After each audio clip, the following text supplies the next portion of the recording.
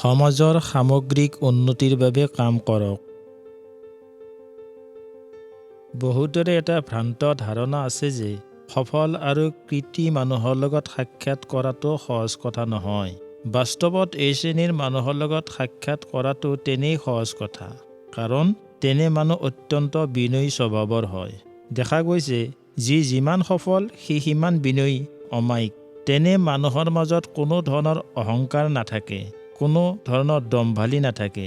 তেওঁলোকে মানুহৰ লগত বন্ধুত্বপূৰ্ণ সম্পৰ্ক গঢ়ি তোলাৰ চেষ্টা কৰে। এই শ্ৰেণীৰ মানুহ সকলো সময়তে আনক সহায় কৰিবলৈ নিজকে সাজু কৰি ৰাখে। এইসকল মানুহে যিহেতু সঁচাকৈয়ে সাফল্য আৰু আত্মোন্নতিৰ বাবে নিজকে উৎসৰ্গা কৰে, সেয়ে তেওঁলোকে কামনা কৰে তেওঁলোকৰ চাৰিওফালৰ মানুহখিনিও সমান দক্ষতাৰে আগুৱাই যাওক।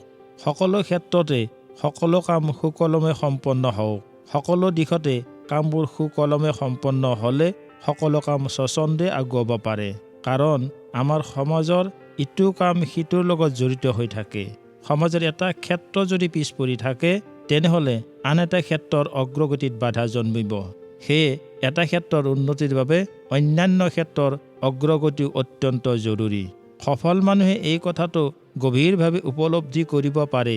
সেয়ে তেওঁলোকে নিজৰ লগতে সমাজৰ সকলো শ্ৰেণীৰ মানুহৰে উন্নতি কামনা কৰে।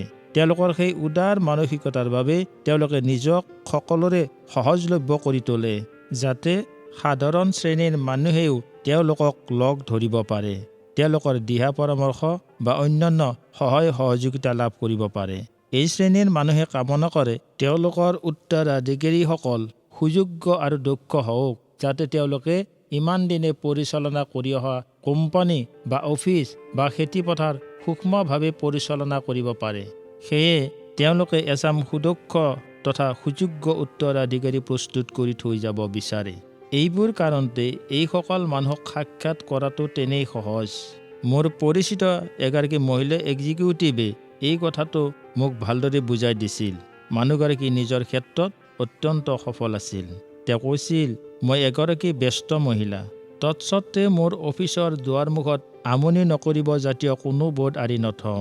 মানুহক গঠনমূলক পৰামৰ্শ দিয়াটো মোৰ এটা হবি, চখ। আমি আমাৰ কোম্পানীৰ প্ৰতিগৰাকী মানুহকে মাজে মাজে নানা ধৰণৰ প্ৰশিক্ষণ দিওঁ। কিন্তু কোনোবাই যদি ব্যক্তিগতভাৱে আমাৰ পৰামৰ্শ বিচাৰে, তেনেহ'লে আমি তেওঁলোককো আন্তৰিকভাৱে সহায় কৰোঁ।